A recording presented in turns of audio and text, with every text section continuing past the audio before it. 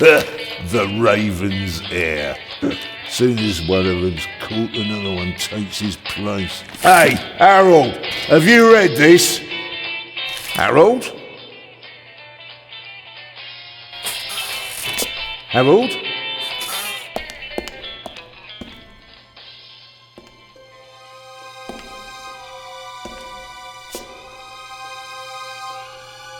Harold, you hear me?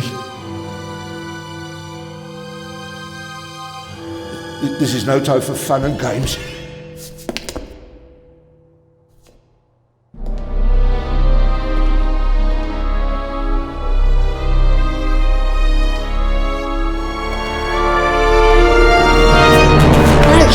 Calm down. I'm a copper. We're on the same side. A copper? What are you doing here? And where's Harold? Harold? Well, there's another guard back there unconscious. That's probably him. The Eye of the Sphinx. Where is it? It's there. Oh, good. Then he hasn't got it yet. You mean the Raven's heir? Shh! Turn it off. He's gonna steal the eye. But how do you know? Doesn't matter. All that matters is that we catch him. Do you understand? Yeah, but Do you understand? You and me, mate. We'll be heroes. All right, now, we just have to... what? Halt! Stop!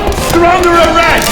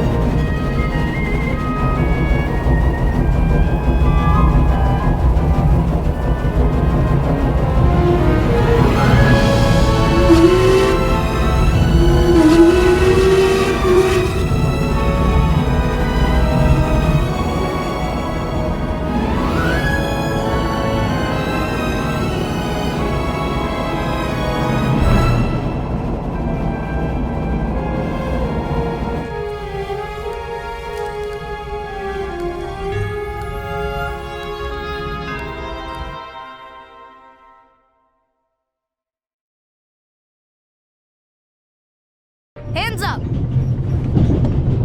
I don't have time to play. I'm on duty.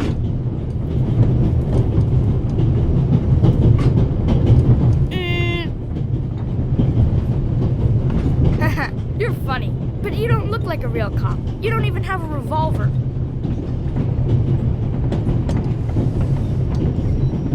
What's your name, boy? My name is Matthew Miller, And where are you from, Matthew Miller? from Dillsburg, Pennsylvania. But my mom and I live in England now. She's taking care of some rich old lady. We're on our way to Venice at the moment. We're taking a cruise on a big ship. Impressive. You've already seen half the world. I've spent my entire life in Switzerland. Must be really boring. And what's with the gun? What do you need it for? It's the Raven. He was gunned down, so now I need a pistol. Dead birds don't need guns. Nor do live ones. You don't know who the Raven is, do you? He's the greatest burglar ever. He stole paintings from the Louvre, and those priceless eggs with gold and diamonds and stuff. And Bobby Dobbs says he replaced the crown jewels with rhinestones. I know who the Raven was. Although I don't quite buy that bit about the crown jewels. You do know these days there are thieves far more dangerous than your old Raven. 2 days ago, A precious ruby was stolen from the British Museum. There was an explosion. A guard was severely injured. Really? Yeah. And do you know what the papers say? You talk too much, Constable. Zellner, monsieur. Anton Jakob Zellner. Or did he pull a gun on you? No, monsieur. Get a move on.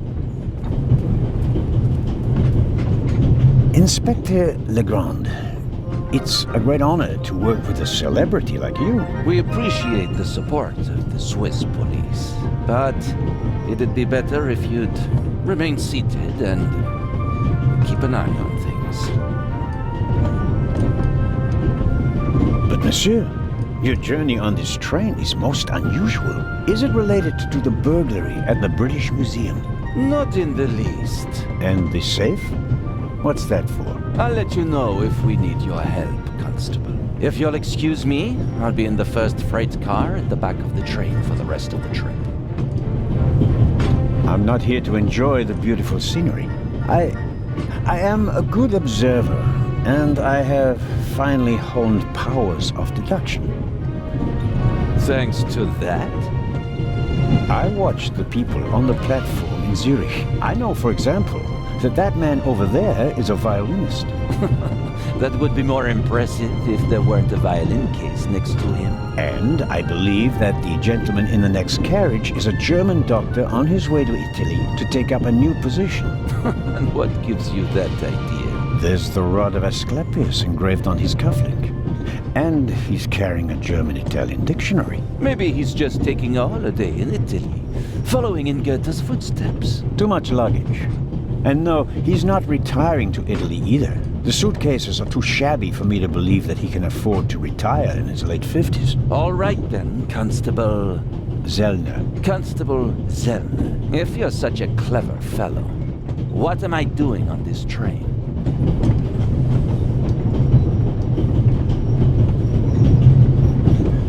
I think you're guarding something. Oh, really? And what might it be? Could it possibly be a jewel that's making a long and perilous journey? You're guessing. You can't possibly know what's inside the safe. But if that were the case... Then I'd ask you why the train wasn't crawling with police. You don't want to arouse attention. Évident. But why not? It's a trap. You've got a vivid imagination. I'll give you that. Well, that is impressive, I admit. But the fewer people involved, the better. We'll get along fine without you. You won't. Won't? Pardonnez-moi. I can help. And I will help. You're in my country. And I've been ordered to assist you. And that's exactly what I'll do. Whether you like it or not. Clever and stubborn. Your commitment speaks volumes, Zellner. But this is my show, and I don't need you. Bon voyage. But how do you know?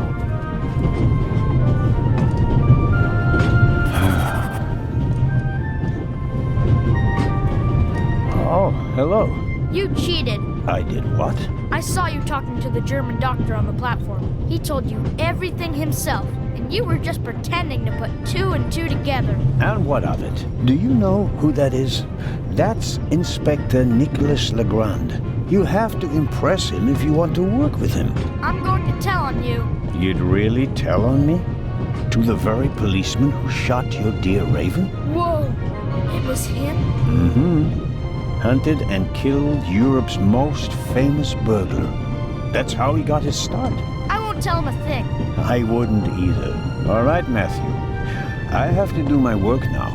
Everyone calls me Matt. Well, except for my mom. She calls me Maddie, as if I were a little kid. Whether Legrand wants my help or not, I'll keep my eyes open. Maybe I can change his mind.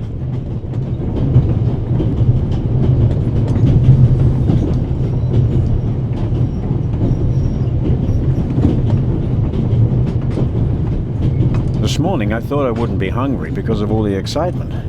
Thankfully, I bought a sandwich with me anyway.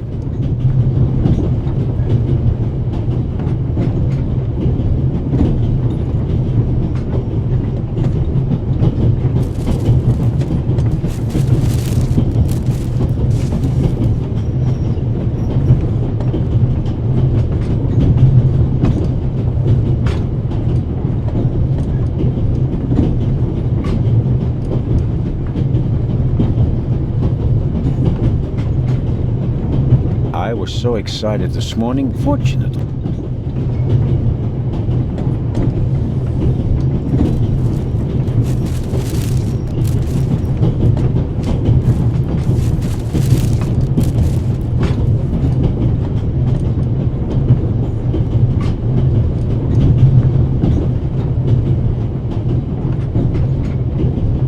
I wrapped the apple core in the sandwich paper. That way I can carry it without making a mess of my trouser pocket. Still, I'd prefer not to have to carry them all day.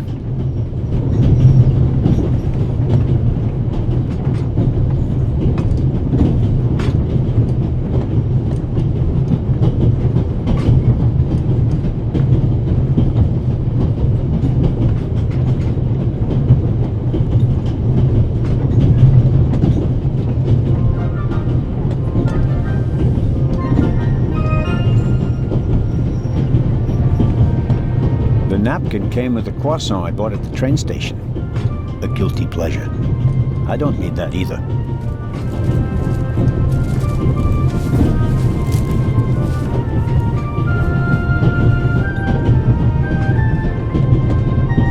Every table has its own wastebasket. Practical. No need to ever leave your seat.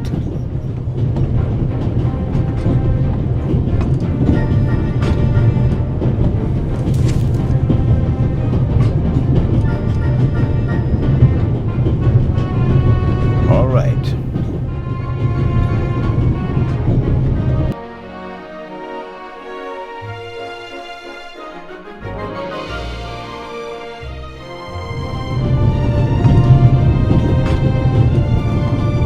The violinist is a good-looking fellow, and he's traveling through the most beautiful mountain landscape in the world. But one can only hope that his violin is better tuned than he.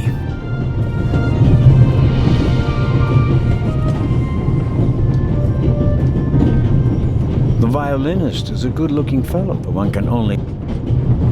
Very kind of you. Thanks. Oh, pardon me.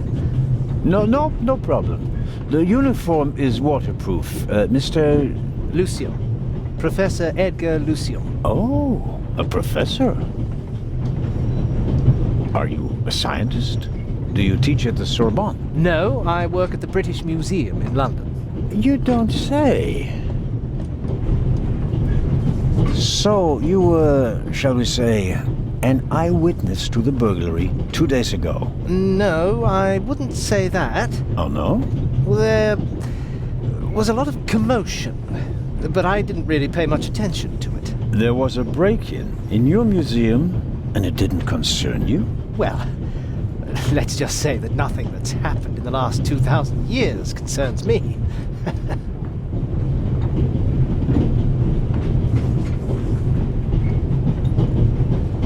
May I ask where you are going? Of course. To Venice. I'm going to meet some colleagues there. Oh, Venice. A beautiful city, so I'm told. Indeed. But I really have to take my leave now. Just a moment, please. The famous Inspector Legrand is on this train. I imagine you know him. No, should I? You don't know him? And you also don't know what he's doing here? No. Why should I? Just a thought. You're a representative of the British Museum. There's a guarded safe on the train. I'm sorry. I don't know what you're trying to imply. And now, please excuse me. Just one more thing. Did you notice anything unusual on the train? Here? On the train? No. I can't say that I have. Although I did spend most of the time in my compartment. I don't want to take up any more of your valuable time, but you do understand, don't you, that what concerns me is the present, and especially the robbery at the museum. Yeah, of course.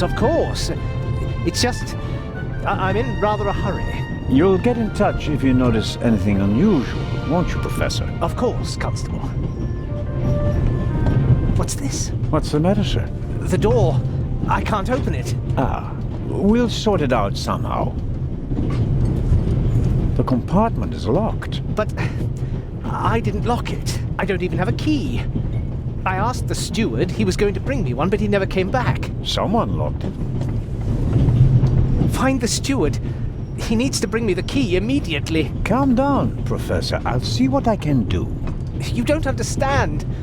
I have to get back in my compartment. All right, just wait here. He doesn't make a very balanced impression, and he, of all people, isn't bothered by a robbery in his own museum. You can easily lock the compartment door from inside by turning a little knob. But I didn't lock it. Professor, if you had locked the door from in there, you wouldn't be out here. That's true. Perhaps a thoughtful conductor noticed that Professor Lucien wasn't in his compartment and locked it.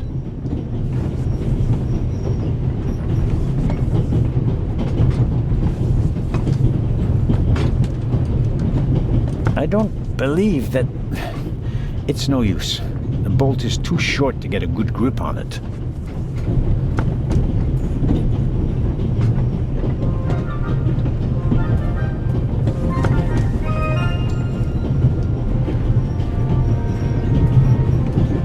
The little label on the door reads Baroness von Trebitz.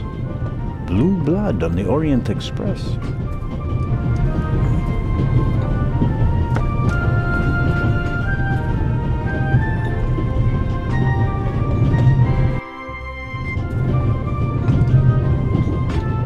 I don't believe it.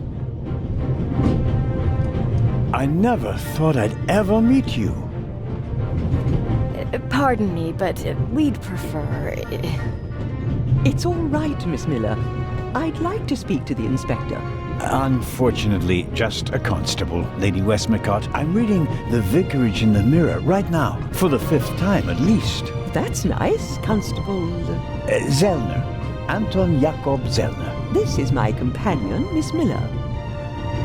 A pleasure.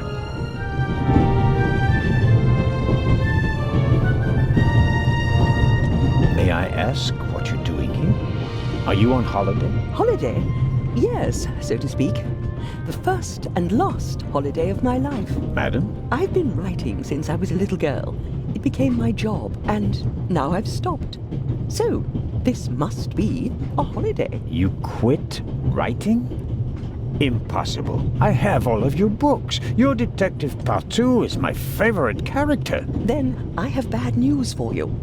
I killed the old wretch off years ago. I don't understand. I'd rather not discuss my work, Constable. Oh, well, fine. As a writer, you must be very observant. Am I right? I mean, you have to study the behavior of people around you to create the characters in your novels, don't you? I solved the mystery of human nature a long time ago, Mr. Zellner. Since then, most people just bore me. Really? I had the impression you were eyeing me suspiciously as I came in. What do you want to know, Constable? Did you notice the man who just walked into the next carriage with a cup of tea? I did. He seemed nervous. He was waiting at the bar for the steward, and since the steward never appeared, he elected to help himself. He took 2 biscuits. He seems pretty young, but he's already a professor at the British Museum. Interesting. I'll have to talk to him later. Just out of courtesy, of course. Of course. Are you traveling to Istanbul non-stop? No, we are on our way to Venice. From there, we will take a ship to Cairo. As you may know, I have a penchant for archaeology. I fund a few excavations in Egypt. I traveled to Egypt by ship as a young woman. And now I'm doing it again as an old woman. I see. About the other passengers, did you notice the blonde man with the violin case? I certainly did. He introduced himself and tried to make a good impression. People like him are drawn to wealth and fame, like moths to a flame. But his charms failed on you. I know him by name. David Kreutzer. He was a drain on my friend's purse. Do you think he has a money problem? People like him always have a money problem. No matter how much you give them, they always spend twice as much and complain that they have far too little. As much as I'd like to keep talking, duty calls. You were right. Madam? I did observe you as you came in. You seemed so eager. It's been a long time since I've had a chance to prove myself, madam. And this is it. Your chance. I do hope so. Then grab it. Even small people can make big changes, as my friend Ronald likes to say. I shall do my best.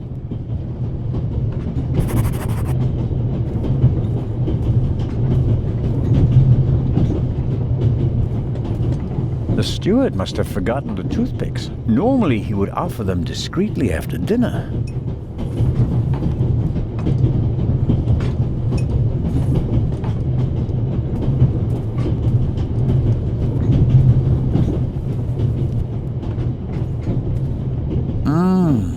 Butterscotch. I've loved them since I was a child. Their only drawback, they don't play nice with false teeth. Maybe if I just suck it.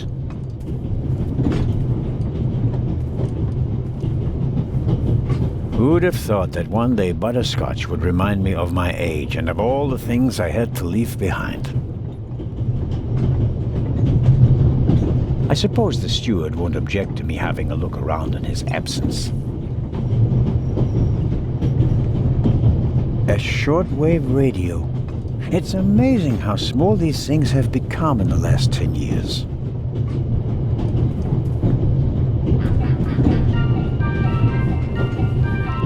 The steward probably uses the scissors on hard-to-open packages. These days, nearly everything is sealed up tight. A colleague recently told me about dried powdered soup in small bags. I couldn't believe it. The pad on which the steward writes orders, empty. Maybe he didn't use it because there's not much to do today.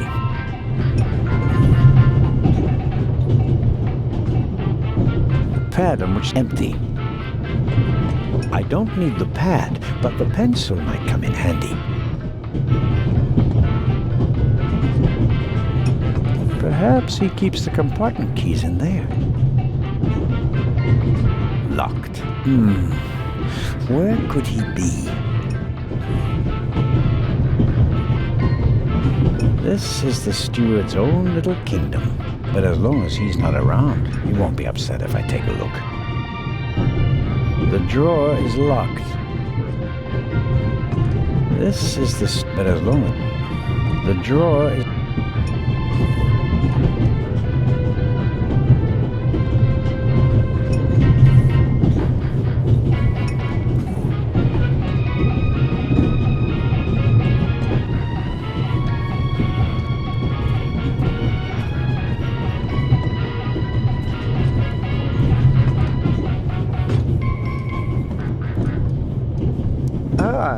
Mr. Zellner. Right. How can I help you? Do you know where the conductor is? I'd like to know that myself. I told him to search for my missing suitcase in Zurich. He hasn't got back to me yet. He's probably in cahoots with the thieves and didn't bother getting back on the train. If we don't crack down on vermin like them, the rabble will rule the world one day. Well, at the moment, we still don't know what really happened. He is not here doing his job. That's bad enough. Any news about the robbery in London? Quite something, wasn't it? It must have been professionals. The way they disabled one of the best security systems in the world. Most impressive. People were injured. One cannot execute a robbery of that scale without collateral damage. It seems like the Raven has finally found a worthy successor. We can look forward to new and spectacular coups. I'm afraid I won't enjoy his exploits this time around if the new Raven is so reckless. That's your prerogative. Tell me, did you notice anything suspicious here on the train or in Zurich? You mean, except for the fact that my suitcase was stolen on the platform? No. Is there any reason to be concerned? No, just routine. Constable Zellner, please don't think I'm naive. I spotted the inspector from Interpol. Legarde is his name, if I recall correctly. Legrand. If you say so. At the train station in Zurich, he put a cash box into the safe, and then kept close watch as it was loaded onto the train. Don't tell me that a man at his pay grade routinely tramps across the Alps just to keep an eye on cash boxes. A cash box? Like the ones you'd find in safe deposit boxes? Precisely. And I believe we both have a good idea just what's inside. I do indeed have a theory, but what's yours? A ruby was stolen in London. One of the legendary Eyes of the Sphinx. The second jewel, an emerald, is rumored to be in a Swiss bank vault, if I remember correctly. Both jewels were supposed to be exhibited together in Cairo for the first time in 50 years. It does make one wonder. Indeed. Your newspaper caught my eye. May I borrow it for a second? You can take the section with the article on the burglary. You're interested in that bit, aren't you? You caught me out. Here you go. Dankeschön. Auf Wiedersehen, Dr. Gebhardt. Goodbye, Constable. It was a pleasant chat, really.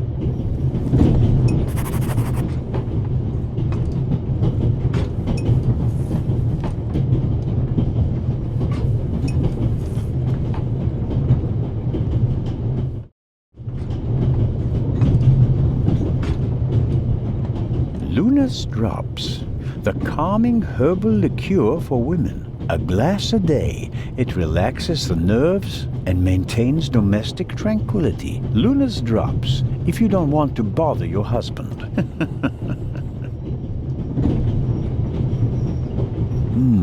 A story about the upcoming Oscars and Cleopatra's chances of winning.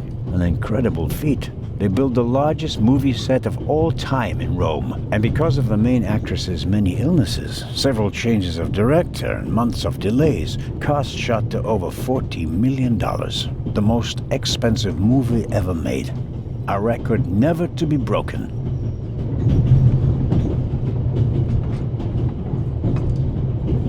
John Surtees won the Formula One World Championship for the first time on Saturday, making him the only man in...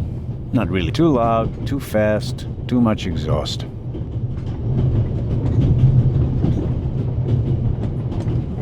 Let's see if there's any news. Blah, blah, blah, blah. Eye of the Sphinx.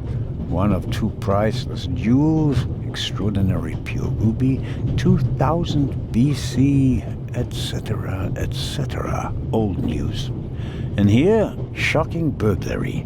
Professional thieves surprised by museum guard Charles Langley and Constable Robert Oliver of Scotland Yard. Explosion? Not really anything new. One of the two eyes of the Sphinx, a ruby that's nearly 4,000 years old, was stolen from the British Museum. The burglar was surprised, but managed to escape with his loot without being recognized. That's the official story. But it says nothing about Legrand and the second eye.